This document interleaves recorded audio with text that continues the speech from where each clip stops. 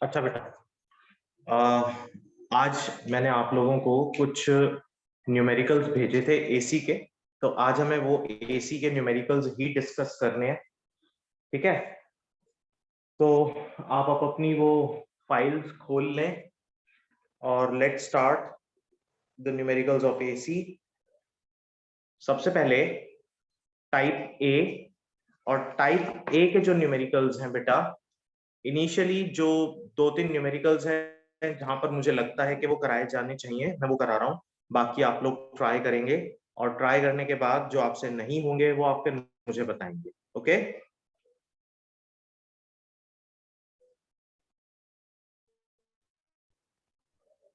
ठीक है? Yes sir. ठीक है बेटा। अब सबसे पहले तो सबसे सिंपलेस्ट ऑफ द न्यूमेरिकल्स जो आपका टाइप ए में 1, 2 और 3, ये जो न्यूमेरिकल्स हैं बिल्कुल सिंपल वाले न्यूमेरिकल्स हैं। तो सबसे पहले अगर हम लोग क्वेश्चन नंबर 1 की बात करें, तो क्वेश्चन नंबर 1 कहता है what will be the instantaneous voltage for AC supply of 220 volt and 50 hertz. जब आपको इंस्टेंटेनियस वोल्टेज निकालनी है तो आपको E is equals to E naught sine omega T calculate करना है। ठीक है, तो इंस्टेंटेनियस का मतलब क्या होता है कि आपको इक्वेशन बनानी है, तो आपको कैलकुलेट करना है E is equals to E naught sine omega T. यहां पर उसने आपको दिया ऑफ सप्लाई 220 वोल्ट। ये जो 220 वोल्ट दिया हुआ है, इससे पहले जो भी कुछ लिखा है उसके ऊपर थोड़ा सा गौर करें। वहां पर ना तो एवरेज वैल्यू लिखा है, ना ही पीक वैल्यू लिखा गया है। तो अगर दोनों में से कोई भी चीज ना लिखी हो, देन मान लें कि ये आपके पास आरएमएस है, यानी कि वर्चुअल वैल्यू है। So this is E V. अगर ईवी 220 वोल्ट है तो ई नॉट आप निकाल लेंगे। E naught will be 220 under root 2। क्यों? क्योंकि E RMS is equals to E naught by root 2 होता है। तो रूट 2 से आप मल्टीप्लाई कर दोगे तो आपके पास ई नॉट निकल आएगा। ठीक है, और फ्रीक्वेंसी आपको दे रखी है बेटा 50 हर्ट्ज। तो सिंपल हो गया, E is equals to 220 under the root 2 sine omega को आप क्या लिख सकते हो, 2 पाई एफ टी। एफ कितना है? 50 टी। तो यानी ये हो जाएगा बेटा 220 अंडर रूट 2 साइन 314 टी। ठीक है,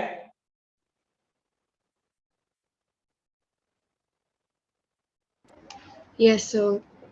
ओके, नेक्स्ट है इसी का सेकंड पार्ट। सेकंड पार्ट कहता है 1 का बी है, in an AC circuit the RMS voltage is 100 root 2। EV is equals to 100 root 2.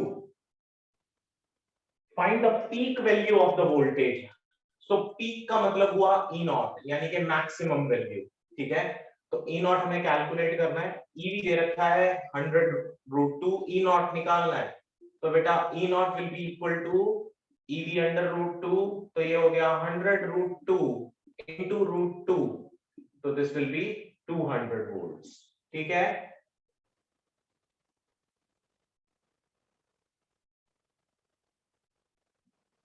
ठीक है बेटा।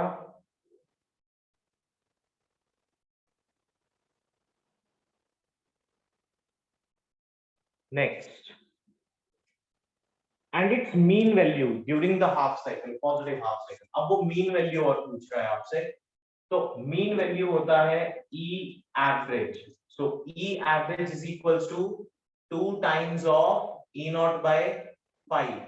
So 2 into E naught हमने कैलकुलेट करा 200 upon 5। So let it be 400 upon 5। ठीक है, इनफैक्ट यूनिट वोल्ट्स में। ठीक, क्लियर है बेटा? Yes sir. ठीक है, नेक्स्ट है क्वेश्चन नंबर 2, अच्छा क्वेश्चन नंबर 2 बहुत इंपॉर्टेंट है। क्वेश्चन नंबर 2 को थोड़ा सा ध्यान से देखेंगे बेटा और ध्यान से करने की कोशिश करेंगे। Question number 2, why it is so important कि उसको हमने इस तरह से अप्रोच करना है, वो अप्रोच इंपॉर्टेंट है। देखो ध्यान से, अगर हम क्वेश्चन नंबर 2 की बात करें तो क्वेश्चन नंबर 2 कहता है कि the household supply of electricity is at 220 volts and 50 hertz। अब 220 volts यहाँ पर क्या है, आरएमएस वैल्यू। So EV यानी ERMS is 220 volts, frequency is 50 hertz। Find the peak voltage and the least possible time in which the voltage can change from RMS value to zero। तो सबसे पहले कहा उसने पीक वोल्टेज निकालो। अब peak voltage निकालना तो आसान था, पीक का मतलब क्या होता है, मैक्सिमम। तो पीक का मतलब होता है मैक्सिमम यानी ई नॉट। तो E naught will be equal to E V under root 2। So this becomes 220 root 2। अब कहता है कि आप टाइम निकालें कि कितने टाइम में वो अपनी आरएमएस से जीरो पे आएगा। तो याद रखना बेटा, जो टाइम वो आरएमएस से जीरो पे आने में लगाएगा उतना ही टाइम वो जीरो से आरएमएस पे जाने में भी लगाएगा। तो अगर वो उतना ही टाइम जीरो से आरएमएस पे जाने में लगाता है तो आप ये मान लें कि आपकी इंस्टेंटेनियस इक्वेशन है E equals to E naught sine omega T. तो यानी किसी भी एक गिवन इंस्टेंट पर जब वो जीरो से आरएमएस पे पहुंच जाएगा तो उसकी इंस्टेंटेनियस वैल्यू कितनी हो जाएगी, ईआरएमएस यानी ईवी। ईवी को हम क्या लिख सकते हैं, E naught by under root 2 is equal to E naught sine omega T. E naught से ई नॉट कैंसिल आउट हुआ तो बेटा 1 by under root 2 is equal to sine omega T.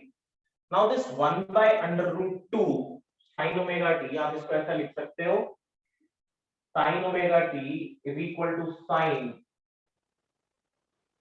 Pi by 4, क्योंकि 1 बाय रूट 2 कितने पर होता है, 45 degrees पर होता है ना। Yes sir. तो आपके पास omega T is equal to pi by 4 बच गया। ओमेगा को आप लिख सकते हैं 2 pi F into T is equal to pi by 4। तो पाई से पाई कैंसिल आउट हो गया, एफ आपका 50 है तो ये 100 हो गया। तो time is equals to 1 by 400 seconds. Solve करोगे तो 2.5 मिली सेकेंड आ जाएगा। ठीक है, yes sir. so this is the time lag, या time lag कह रहा हूं, this is the time taken by the voltage to reach from 0 to RMS or from RMS to 0। ठीक है बेटा,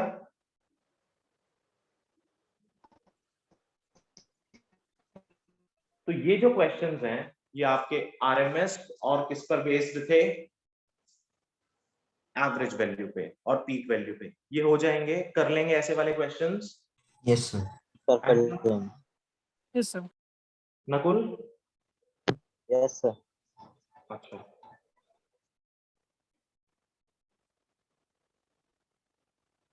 एंजेला हो जाएंगे बेटा।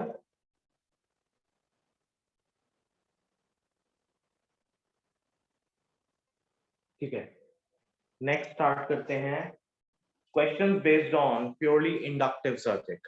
ठीक है, तो टाइप बी के जो क्वेश्चंस हैं आपके पास, टाइप बी में पहला तो क्वेश्चन बिल्कुल सिंपल है, prove that an ideal inductor does not dissipate power in an AC circuit. तो आइडियल इंडक्टर के केस में हमने एवरेज पावर डिसिपेशन 0 ऑलरेडी हमने कैलकुलेट कर रखा है, ये हमने डेरिवेशंस की हुई है, तो इसको तो करने की जरूरत नहीं है I hope. No, sir. Okay, next है बेटा, find the value of current through an inductance of 0.7 Henry. अच्छा देखो, एल की वैल्यू दे रखी है 0.7 हेनरी, ये आपके पास एक इंडक्टर है। वो कहता है find the value of current through an inductance of 0.7 Henry and negligible resistance when connected to an AC source of 220 volts 50 hertz। तो हमें निकालना है करंट की वैल्यू।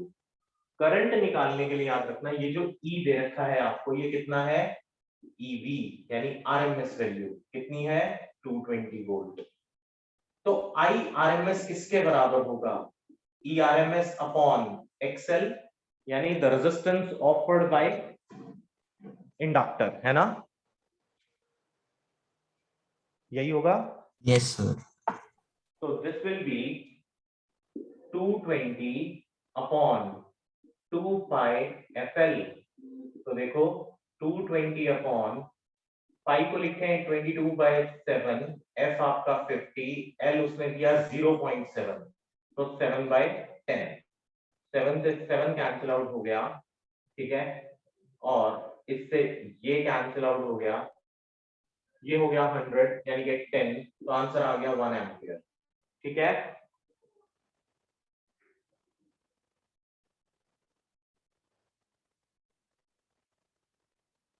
ठीक है बेटा,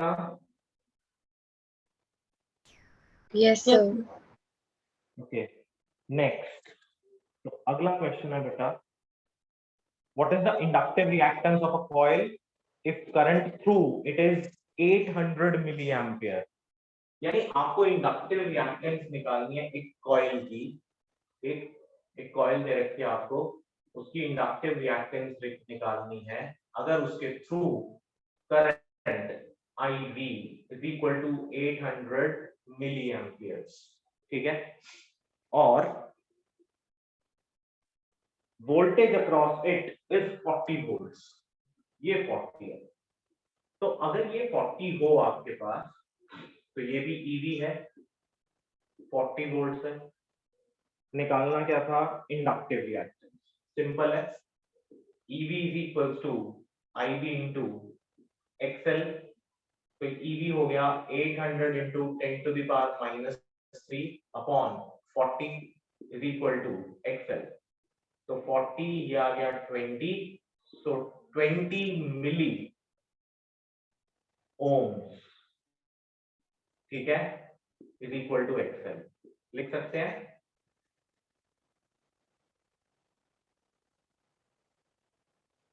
Yes, sir. यही आना चाहिए ना आंसर, आंसर यही आना चाहिए। बट बुक में आंसर गलत दिया हुआ है, उसमें लिखा हुआ है 50 ओम्स, तो अपना आंसर ठीक कर लेना बुक के हिसाब से। Okay, sir. अच्छा नेक्स्ट है बेटा क्वेश्चन नंबर, इस वाले को मतलब इतने पार्ट को बोर्ड को क्लियर कर दूं।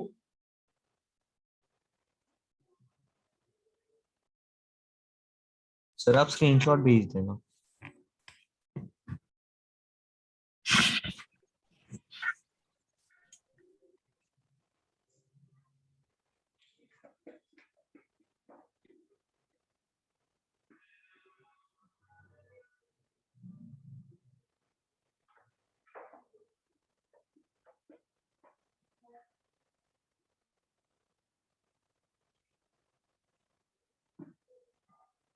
चलो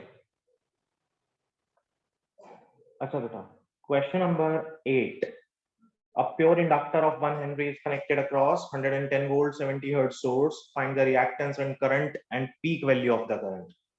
देखो सर, आपको इंडक्टर दे रखा है, क्वेश्चन नंबर 8 हम लोग सॉल्व कर रहे हैं।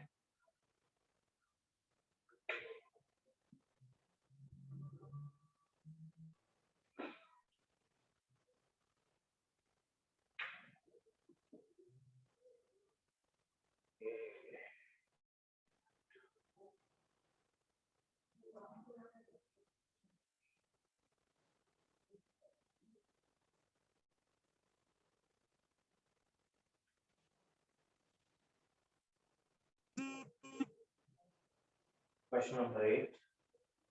A pure inductor of 1 Henry, L is equals to 1 Henry, is connected across 110 volts. So EV is equals to 110 volts, frequency equal to 70 hertz. Find reactance, current and peak value of the current. जब उसने बोला reactance, तो आपको XL calculate करना है। जब उसने बोला करंट, तो आई आरएमएस कैलकुलेट करना है। जब उसने बोला पीक करंट तो आई नॉट कैलकुलेट करना है। ठीक है,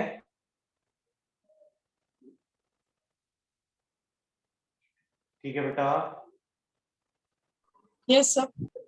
तो एक्सएल कैसे निकालेंगे? 2 पाई एफ एल यानी 2 इंटू 22/7 इंटू 50 इंटू एल कितना 1।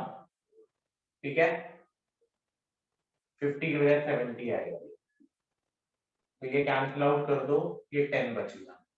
ठीक, तो एक्सएल आ गया आपके पास, रिएक्टेंस आ गई 44 इंटू 10 440 ओम्स। आईवी निकालना है, आईवी क्या होगा? EV upon XL. ईवी कितना 110, एक्सएल कितना 440, सो दिस विल बी 1/4 एम्पियर्स।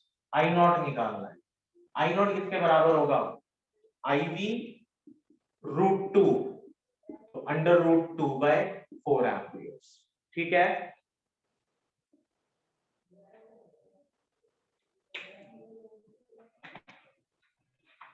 ठीक है बेटा। Yes, sir. Yes sir. क्या इतना पार्ट क्वेश्चन का सबको क्लियर है ना? हाँ सर क्लियर है।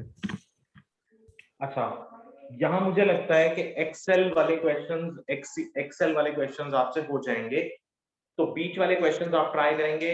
Let's move on to the question number 15 directly. Question number 15 try करें। क्वेश्चन नंबर 15 क्या कह रहा है देखो जरा। बीच के क्वेश्चंस मुझे लगता है कि हो जाने चाहिए, तो डायरेक्ट मूव करते हैं क्वेश्चन नंबर 15 पे। तो क्वेश्चन नंबर 15 कहता है a coil has an inductance of 2 pi inverse Henry। तो L की वैल्यू दे रखी है, इंडक्टेंस बोला है तो L। बेटा गलती मत करना, इंडक्टिव रिएक्टेंस XL और इंडक्टेंस L। ठीक है, ठीक है ना? और अगर आपको टर्मिनोलॉजीज में कभी भी कोई कंफ्यूजन हो जाए, then always go by the SI units. Henry हमेशा इंडक्टेंस की यूनिट होगी, इंडक्टिव रिएक्टेंस की यूनिट ओम्स होगी। ठीक है,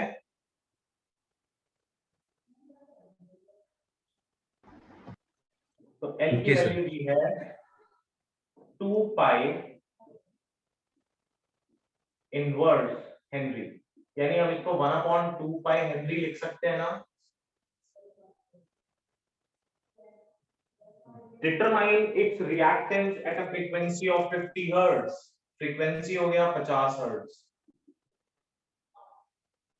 What is the potential difference across its ends? मान लो कि ये आपके पास एक इंडक्टर है, इसको हमने एक सप्लाई से कनेक्ट करा।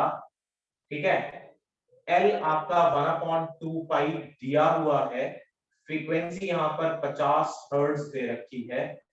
उसने कहा what is the potential difference across its ends if a current of virtual value, यानी I दे रखा है आपको, I virtual 2 amperes is passing through it। ठीक है, अब 2 एम्पियर अगर करंट पास कर रहा है तो उसने कहा पोटेंशियल डिफरेंस निकालें। तो बेटा V virtual is equals to I virtual into XL। Basic formula यही है। ठीक है, VRMS equal to IRMS into XL। IRMS आपको दिया हुआ है 2, XL आप निकाल लेंगे 2 पाई FL। F कितना दिया हुआ है 50, L कितना दिया हुआ है 1/2 पाई। ठीक है, 2 पाई से 2 पाई कैंसिल आउट हुआ, ये आ गया 100 वोल्ट्स। ठीक है बेटा, Yes, sir. Yes, sir. तो क्वेश्चन नंबर 15 भी हो गया। 16 एग्जैक्टली द सेम, यहां पर भी आपको पोटेंशियल डिफरेंस निकालना है। फ्रीक्वेंसी दे रखी है, करंट दे रखा है और इंडक्टर की वैल्यू दे रखी है, तो 16th आपसे हो जाना चाहिए। Let's move on to the 17th question. ठीक है, now what is question number 17? 17th question क्या कहता है देखो ध्यान से।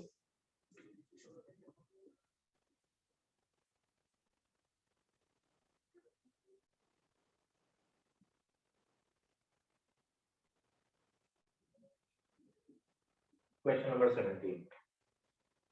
अब ये क्वेश्चन नंबर 17 टाइप सी आ गई आपकी, and type C is based on the questions of capacitance.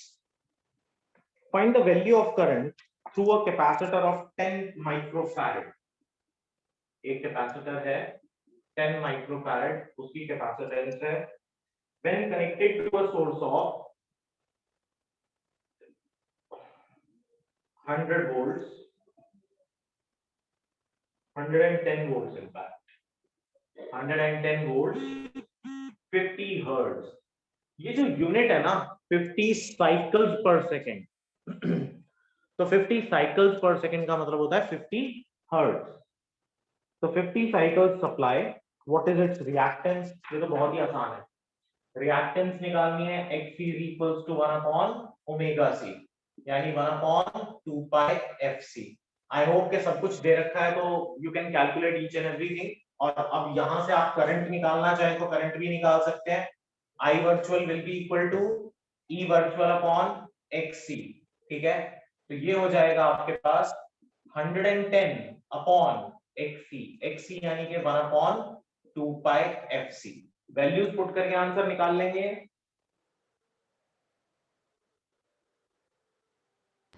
Yes, sir. Solve, simple mathematics से बेटा, आप तो सॉल्व ही करना और तो कुछ नहीं करना। आई होप के हो जाएगा, ठीक है।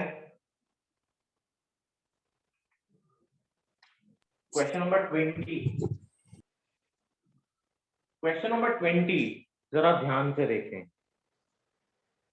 कहता है a capacitor of 1 microfarad is connected to an AC source of EMF. एक कैपेसिटर है, ये 1 माइक्रोफैरड का है, और यहाँ पर आपने जो एसी सोर्स जिससे कि इसको कनेक्ट किया है वो है E is equals to 250 sin 100 pi t, ठीक है। क्या था? Right an equation for instantaneous current through the circuit. अब एक बात बताओ, आप करंट कैसे निकालते हो? याद करो, E upon XC will give you current, है ना? ठीक बात है। Yes, sir. तो आप इस होल इक्वेशन को XC से डिवाइड कर दो। देखो, E upon XC equal to 250 upon XC sine 100 pi t। लेकिन अब ये करंट हो गया, कैपेसिटर में जो करंट होता है वो ईएमएफ से π/2 आगे चलता है।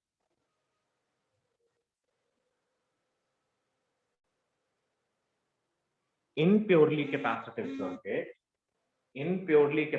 circuit, current leads the EMF by π/2, ठीक है।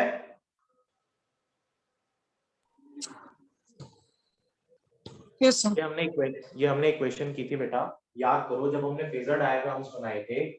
तो अगर आप प्योरली रेजिस्टिव सर्किट की बात करते हो तो मैंने आपको एक फिगर भी बनवाई थी, वहां पर या एक टेबल बनवाई थी, वहां पर प्योरली रेजिस्टिव सर्किट में E and I both are in same phase। लेकिन अगर हम लोग C की बात करें तो C में I leads E by π/2 होता है। यानी I की इक्वेशन या E की इक्वेशन अगर आपके पास हो E naught sine omega t, तो I आपको मिलेगा I naught sine omega t plus π/2, ठीक है। तो यहां पर as soon as it gets converted into current, तो आप यहां पर π/2 फेज डिफरेंस शो करेंगे, तब जाके ये I में चेंज होगा। So this will be I and is equal to 250 upon XC। अब पहले XC की वैल्यू निकालो, तो XC is equals to 1 upon 2 22/7, या पाई की टर्म्स में रहने दो, 2 पाई f। यहां ओमेगा 100 पाई t से निकालोगे तो 50 आएगा, 50 c कितना है 1 microfarad into 1 micro 10 to the power -6, तो ऊपर जाके +6 हो गया। So this will be 10 to the power 4 upon pi. तो यहां लिखेंगे 250 upon 10 raise to the power 4 upon pi, pi यहां आ गया, sin 100 pi t, argument remains the same but with a phase difference of pi by 2. So this will be the value of I. ठीक है,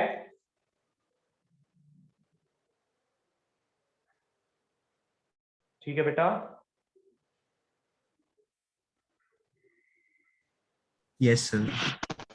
अगर यहाँ पर ये inductor होता तो आप इंडक्टर को लिखते E lead current by pi by 2, तो उस केस में होता आपके पास, यानी कि अगर E आपका E naught sine omega T ही रहता तो I मिलता आपको I naught sine omega T minus pi by 2। ठीक है,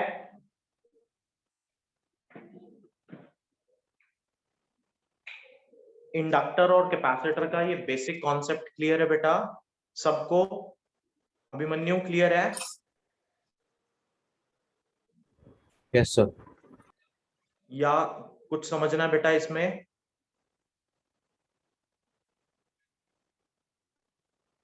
अन्वेषा Yes, sir. क्लियर है? Yes, sir. Angela Yes, sir. समर्थ क्लियर है बेटा? Yes, sir. Clear है। Nakul,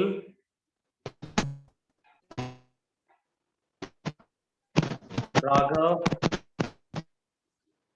Yes, sir. Sneha, Yes, sir. ठीक है।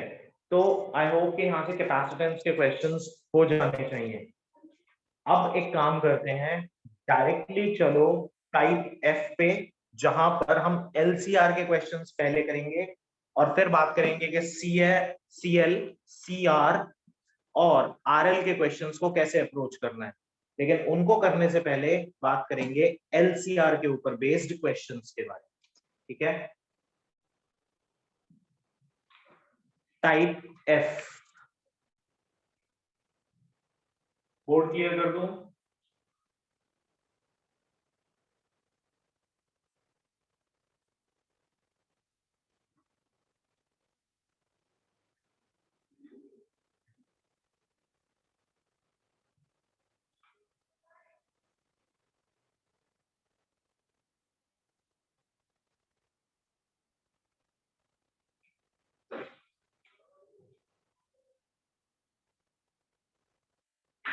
अच्छा, टाइप एफ में हम लोग बात कर रहे हैं एलसीआर के बारे में। ठीक है, अब याद रखेंगे एलसीआर सीरीज सर्किट में हमेशा जो एवरेज पावर होती है विल बी ईवीआईबी cos फाई। ठीक है, एट रेजोनेंस एक्सएल बराबर होगा एक्सी के, तो फ्रीक्वेंसी होगी 1/2 pi under the root LC, और एट रेजोनेंस ही जो पी एवरेज हो जाता है आपका, या हम ये कहें at resonance impedance is equal to R, but general impedance यहां पर होती है under the root R square plus XL minus XC का होल स्क्वायर। ठीक है बेटा,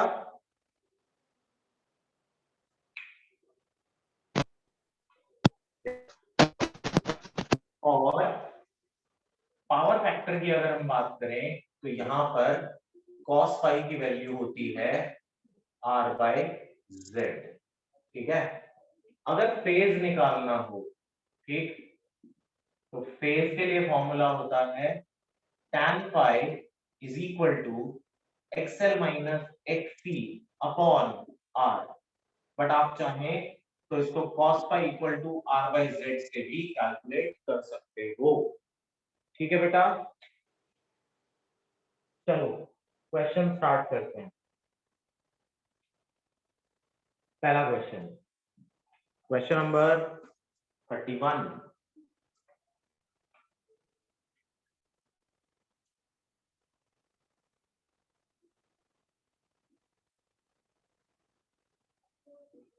अच्छा, क्वेश्चन नंबर 31 कहता है a sinusoidal voltage of peak value दी है उसने, यानी V naught 283 volts and frequency 50 hertz is supplied to an LCR series circuit in which R is equal to 3 ohms, L is equals to 25.48 millihenry और C is equals to 796 microfarad.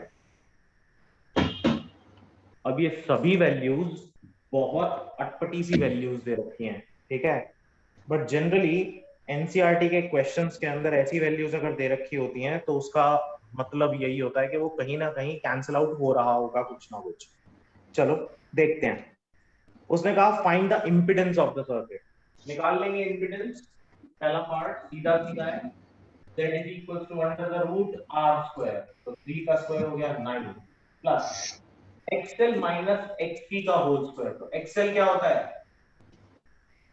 2 pi fl, frequency कितनी 50, l कितना है 25.48, xl हो गया minus xc, तो 1 upon 2 pi fc, c की value है 796 microfarad, 10 की पावर 6 ऊपर चला गया का होल स्क्वायर।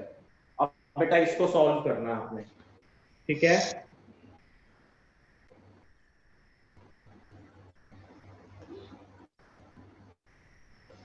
हो जाएगा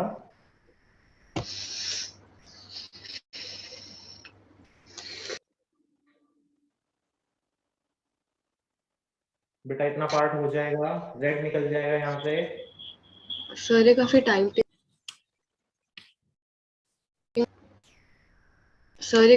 टेकिंग नहीं होगा?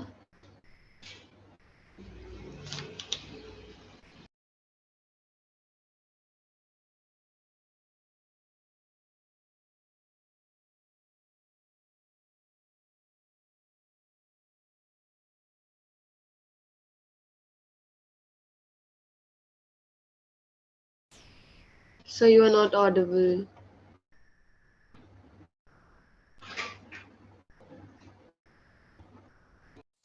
अब ठीक है? हाँ जी।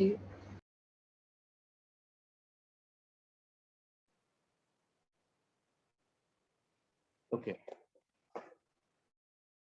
तो z तो यहां से कैलकुलेट हो जाएगा, ऑल्दो कि हाँ ये जो पर्टिकुलर कैलकुलेशन है this will be a bit difficult one, but जब आप सॉल्व करने की कोशिश करोगे तो हो सकता है ये हो जाए। यहाँ तो आ जाएगा आपके पास 25485 और इसको जब आप सॉल्व करेंगे तो 100 तो चला गया, 5 लग जाएगा नीचे, 796 पाई। फिर आपको इसको सॉल्व करना पड़ेगा, तब देखते हैं कि क्या आएगा। थोड़ा सा है तो सही, बट कोई नहीं, अब ये एनसीईआरटी का क्वेश्चन है, दे ही रखा है उन्होंने, ठीक है। Next, the phase difference between the voltage across the source and the current. अब यहाँ आरएलसी सीरीज सर्किट में फेज निकालने के लिए मैंने बोला कैसे निकालेंगे, tan पाई से निकालेंगे, ठीक है। या फिर अगर आपके पास इंपेडेंस आ जाती तो आप cos पाई से भी निकाल सकते थे। तो इस केस में tan pi will be equal to xl minus xc। अब xl माइनस xc हमने निकाला, दिस विल बी 100 पाई 2548, तो 2548 pi minus 10 raised to the power 4 upon 796 पाई, ये तो हो गया xl minus xc upon r, r कितना है 3, so this will be 3। इसको सॉल्व करेंगे तो पाई निकल आएगा, ठीक है। Next, power dissipated in the circuit and the power factor. अब पावर डिसिपेटेड अगर निकालनी है तो पावर डिसिपेटेड होगी, यानी average power dissipation P average is equals to EVIV cos phi, और पावर फैक्टर हमारे पास cos phi होता है which is R by Z। तो ऑलरेडी पहले आपको Z तो कैलकुलेट करना ही होगा, बिना Z कैलकुलेट करे क्वेश्चन आएगा नहीं, मतलब आंसर आएगा नहीं, ठीक है।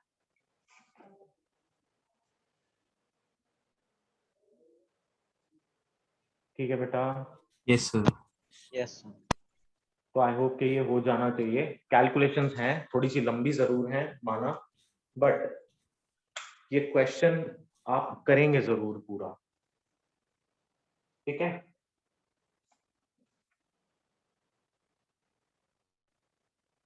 नेक्स्ट करेंगे 33rd question.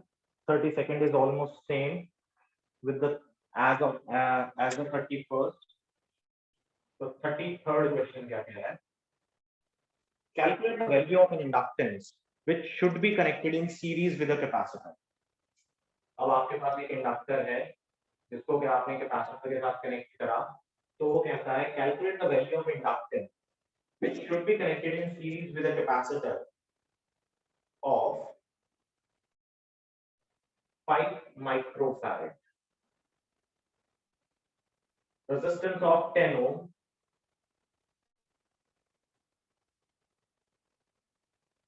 and AC source of 50 hertz.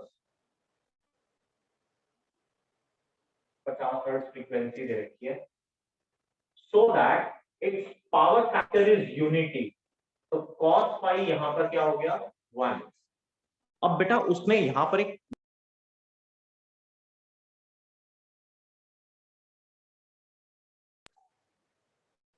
कि पावर फैक्टर क्या है, यहां पर यूनिटी है,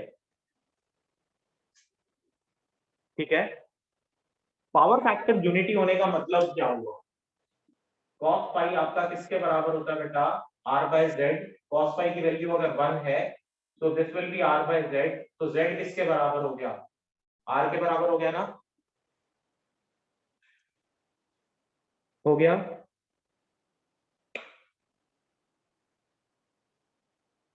बेटा क्या इतनी बात क्लियर है? Yes. अगर r z के बराबर होता है तो ये कौन सी कंडीशन आ गई? रेजोनेंस। यानी xl किसके बराबर हो गया बेटा? xc के बराबर हो गया, है ना।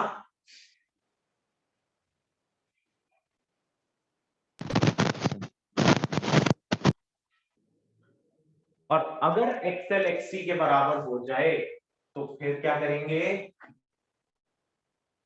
तो फिर बेटा आप इसको ऐसे सॉल्व करोगे, जैसे ही xl xc के बराबर होगा तो आपके पास रिलेशन बनेगा xl is equal to xc, यानी omega l is equal to 1 upon omega c। तो ओमेगा या f की वैल्यू निकाल लें, f is equal to 1 upon 2 pi under the root lc। अब f आपको पता है 50, 1 upon 2 pi under the root l आपको निकालना था, c आपको 5 माइक्रोफैरेड दे रखा है। सो 5 इंटू 10 टू द पावर -6, बाहर आ गया -3, ऊपर आ गया 10 टू द पावर। हो जाएगा बेटा सॉल्व? Yes, sir. तो इसको लाएंगे तो ये 100 पाई हो जाएगा इधर, तो 100 pi under root 5l is equal to 10 to the power 3। तो 100 से ये कट के बच गया 10 सर। तो under the root 5l is equal to 10 upon 5। Squaring both sides करें तो 5l is equal to 100 upon pi square. Pi square को आप अप्रोक्सीमेटली 10 मान लें तो कैंसिल आउट हो जाता है। तो l की वैल्यू अप्रोक्सीमेटली 2 हेनरी आनी चाहिए, ठीक है।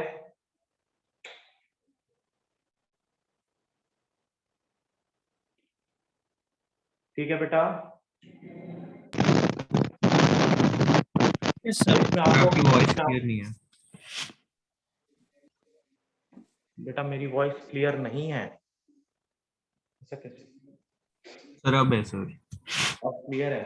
हाँ। अच्छा, तो मैं ये कह रहा था कि इसको हमने सॉल्व करा, हमने एक अप्रोक्सीमेशन ली यहाँ पर कि पाई स्क्वायर को वी आर टेकिंग 10, ठीक है। तो 3.14 का स्क्वायर हमने यहाँ अप्रोक्सीमेटली 10 ले लिया, and just because of that approximation हमारा आंसर एग्जैक्टली 2 हेनरी आ रहा है, जबकि बुक में आंसर जो दे रखा है दैट इज 2.024, ठीक है। तो 2.024 या 2 हेनरी अप्रोक्सीमेटली सेम है, तो वहां आप ये बात लिखेंगे कि we are taking pi square as 10 अगर सब्जेक्टिव पेपर है तो, ठीक है। ऑब्जेक्टिव में तो फिर कुछ करने की जरूरत ही नहीं है, ठीक है। Yes, sir. तो LCR के क्वेश्चंस हो जाएंगे, इसी तरीके के क्वेश्चंस हैं, ऐसे ही ट्राई करने हैं, कर लेंगे। Yes, sir. ओके, अब बात करते हैं कि LCR के अलावा और क्या पेपर में आ सकता है। देखो जरा, अगर मैं आपको एक LCR सर्किट दूं और उस LCR सर्किट को लेट्स से कि हमने ऐसे बनाया, ये हमारा LCR सर्किट है, ये इंडक्टर, ये कैपेसिटर और ये हमारा रेजिस्टर, और हमने इसको एक AC सोर्स के साथ कनेक्ट कर रखा है, ये R, ये C, ये L। तो इसकी जो इम्पीडेंस होती है बेटा, that is R square plus XL minus XC का होल स्क्वायर। फर्ज करो कि ये पर्टिकुलर सर्किट आपको LCR ना देके वो ये कहे कि C की वैल्यू बीच में 0 है, तो अगर C की वैल्यू 0 है तो Z कैसे दिखेगा? For C equal to 0, Z will be equal to under the root R square plus XL square, होगा ना?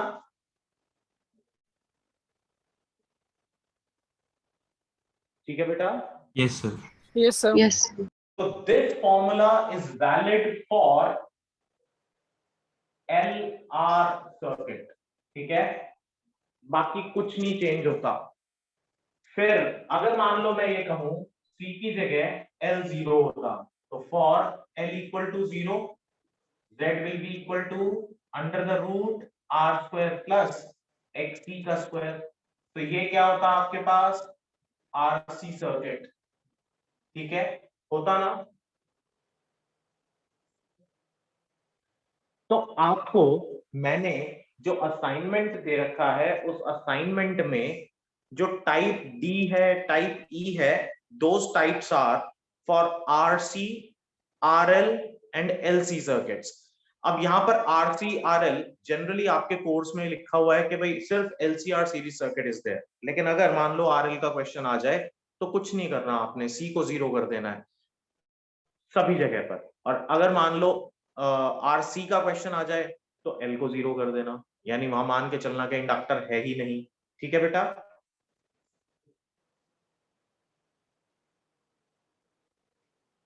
कर लेंगे ना? Yes, sir. Yes, sir. ठीक है, तो एक काम करते हैं, टाइप ई का एक क्वेश्चन सॉल्व करते हैं, क्वेश्चन नंबर 37। तो क्वेश्चन नंबर 37 टाइप ई।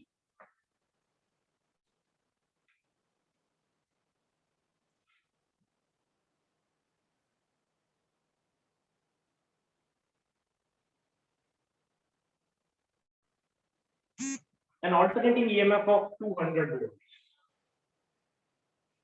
अब कुछ नहीं बोला उसने यहाँ पर, तो this is E V, alternating EMF of 200 volts and 50 cycles per second। तो फ्रीक्वेंसी दिया हुआ है 50,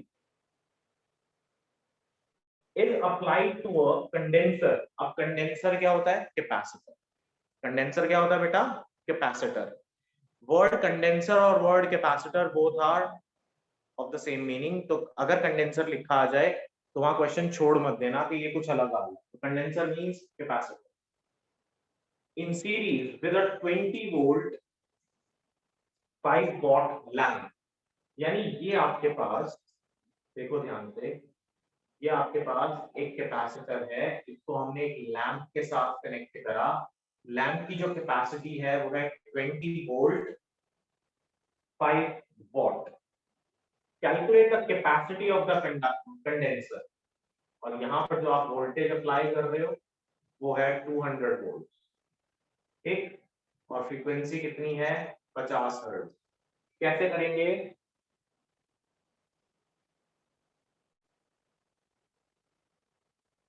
क्वेश्चन नंबर 27, 37 ये 27 है। कैसे करोगे बेटा? क्या आइडिया होगा?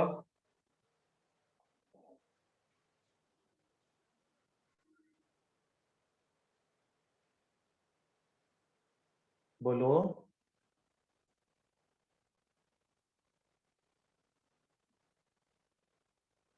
पहले आपको इस लैंप की रेजिस्टेंस निकालनी पड़ेगी, निकालोगे ना?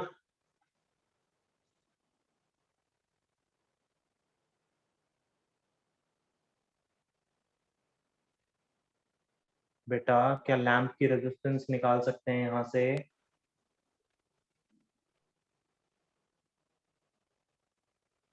Yes sir. Yes, sir. या फिर अगर मैं आपसे कहूं कि आप यहाँ पर लैंप के अक्रॉस करंट कितना पास हो रहा है वो निकाल सकते हैं? Yes, sir. कितना निकलेगा करंट बताओ?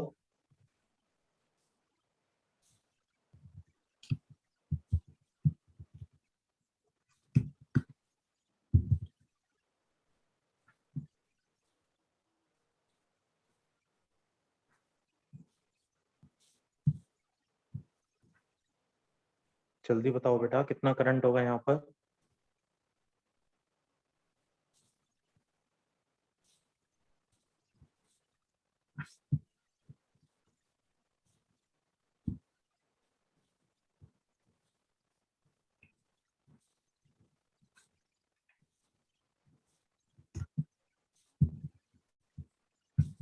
नहीं हुआ सॉल्व?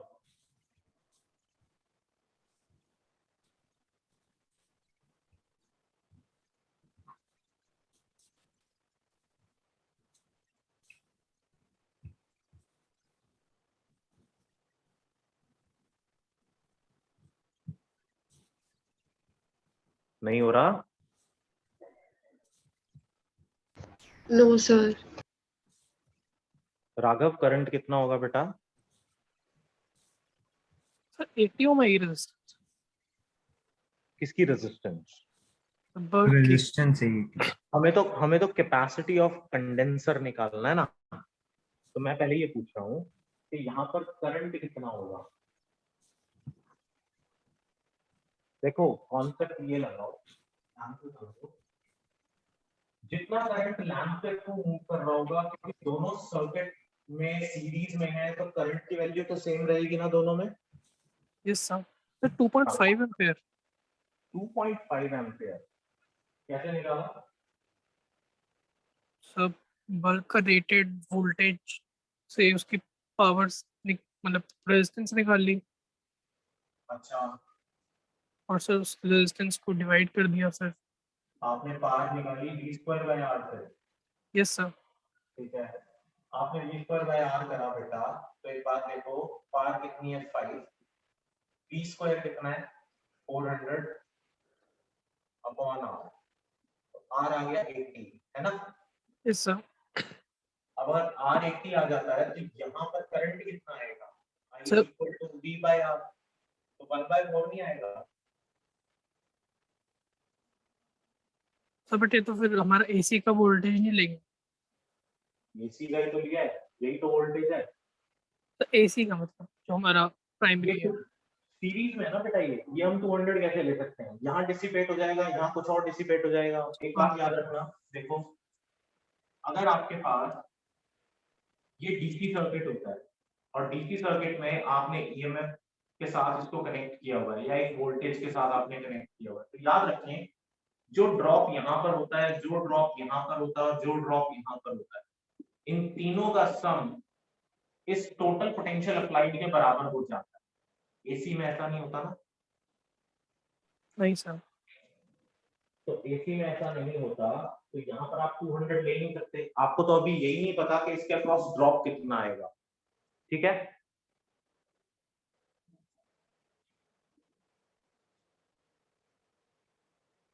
ठीक है बेटा। Yes sir. तो अगर मैं टोटल इंपीडेंस निकाल लूं यहाँ से, तो टोटल इंपीडेंस क्या होगी? Z is equal to under the root r² plus xc का होल स्क्वायर। अब Z की वैल्यू कैसे निकाल सकते हो आप? I Z is equal to EV upon IV। कितना हो गया?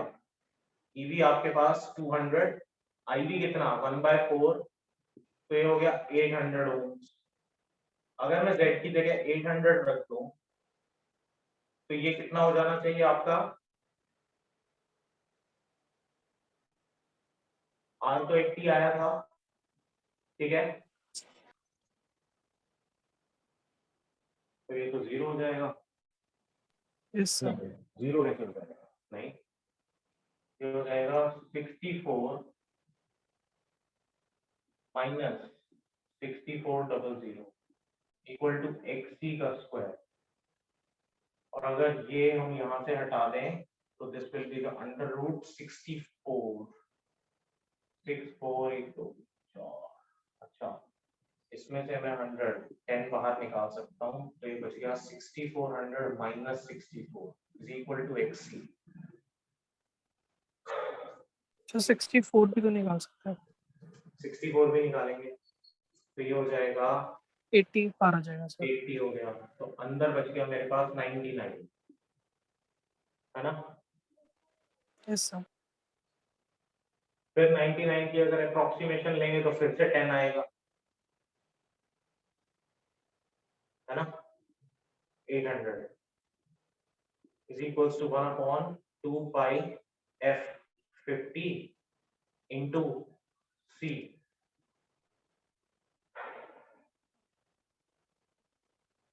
ये आ जाएगा c is equals to 1 upon 2 pi sir 8000 पाया जाएगा ना, 100 into 800 pi, 80,000 तो 1 upon 80,000 pi 10 की पावर 4, तो ऊपर चला गया 10 की पावर माइनस 4 अपॉन 8 पाई को लिखा 22/7, तो ये कितना हो गया,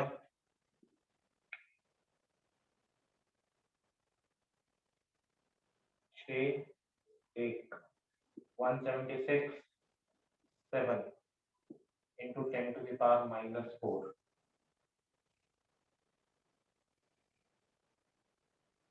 सॉल्व करना है इसको, कितना आता है, 4 के आसपास आएगा कुछ, 4 माइक्रोफैराड के आसपास, ठीक है।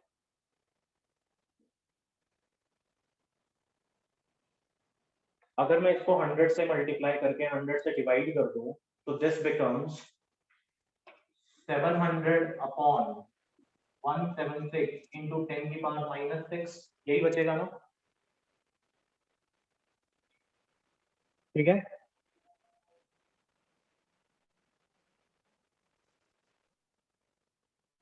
बेटा 100 से मल्टीप्लाई करके 100 से डिवाइड करूंगा तो ये 10 की पावर माइनस 6 हो जाएगा, ये हो जाएगा 700 upon 176। Sir 3.97 into 10 to the power minus 6 आ रहा।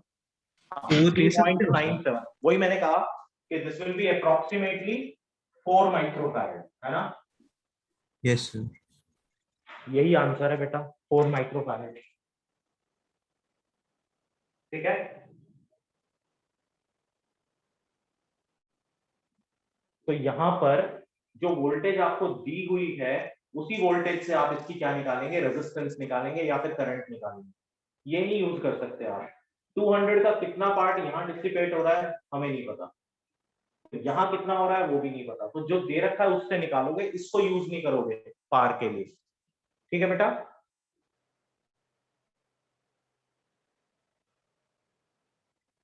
अगर ये पैरेलल में होते तो यूज कर लेते आप इसको, सीरीज में है तो नहीं करेंगे।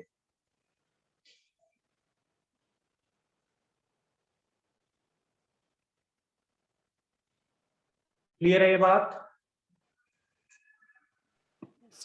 Yes sir.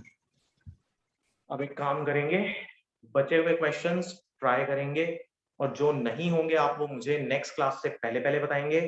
नेक्स्ट क्लास में we will start revision of magnetic effects of current, ठीक है। Okay sir. Yes, sir. Revision के अंदर नकुल Yes, sir. बेटा तूने पता नहीं पूरा किया है या नहीं किया ये वाला मैग्नेटिक इफेक्ट्स ऑफ करंट वाला चैप्टर, तो रिवीजन वाली क्लासेस मत छोड़िए, ठीक है।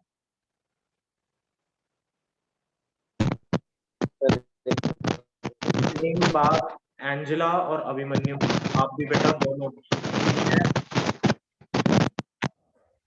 Yes, sir. ठीक है एंजेला, Yes, sir. अन्वेषा ठीक है बेटा? Yes, sir. And how's your foot now? Sir, it is okay now. Okay ठीक है, तो नेक्स्ट क्लास में परसों we will start the revision of magnetic effects of current, और तब तक ये असाइनमेंट पूरा करके मुझे पहले ही बता देना बेटा किस किस क्वेश्चन में सर डाउट। हाँ समर्थ, सर टर्म 1 की सर आप रिवीजन करा दोगे एक बार स्टार्टिंग से? हाँ बेटा मैग्नेटिक इफेक्ट्स ऑफ करंट की रिवीजन पहले ले रहा हूँ मैं, ठीक है सर, ओके। तो नेक्स्ट क्लास में पहले मैग्नेटिक इफेक्ट्स ऑफ करंट की रिवीजन स्टार्ट करें। चलो ठीक है, okay Thank you, Thank you, sir. sir. Okay.